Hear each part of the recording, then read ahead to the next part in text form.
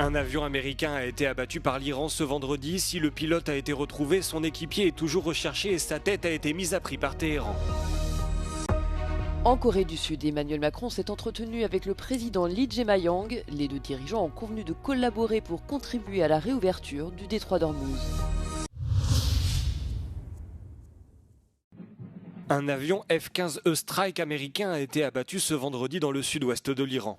Cet appareil transporte un équipage de 2 personnes composé d'un pilote et d'un officier des systèmes d'armes.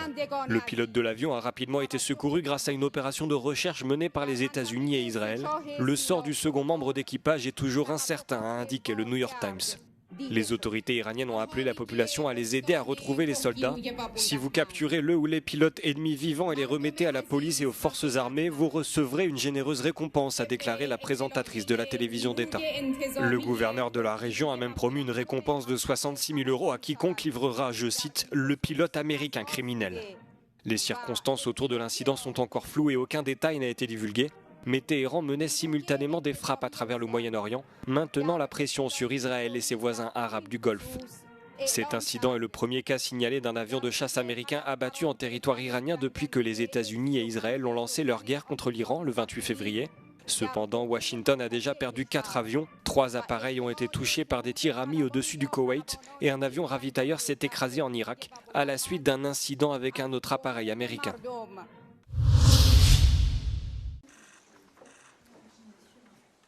En Corée du Sud, deuxième et dernière étape de sa tournée asiatique, Emmanuel Macron s'est entretenu avec le président Lee Jae-myung. Les deux dirigeants ont convenu de collaborer pour contribuer à la réouverture du détroit d'Ormuz.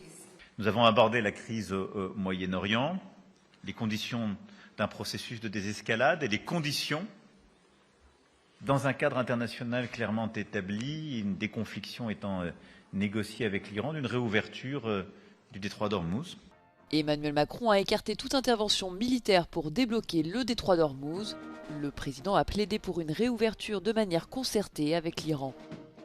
Dans le même temps, Téhéran a mis en garde le Conseil de sécurité de l'ONU contre toute action provocatrice dans la zone. Le vote sur l'autorisation de l'usage de la force pour rouvrir le détroit a été reporté sine die.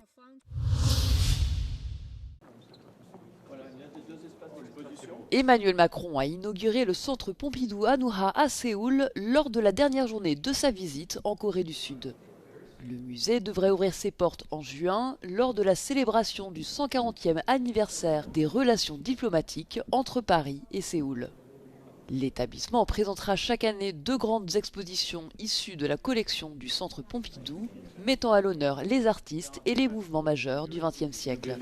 Une programmation dédiée à l'art contemporain viendra compléter l'offre avec un accent particulier sur les artistes coréens. Parallèlement, le réseau du centre Pompidou poursuit son développement international et national. De nouveaux sites doivent voir le jour dans les prochains mois à Massy, près de Paris et à Bruxelles. Le bâtiment historique, situé au cœur de la capitale française, poursuivra sa rénovation jusqu'en 2030.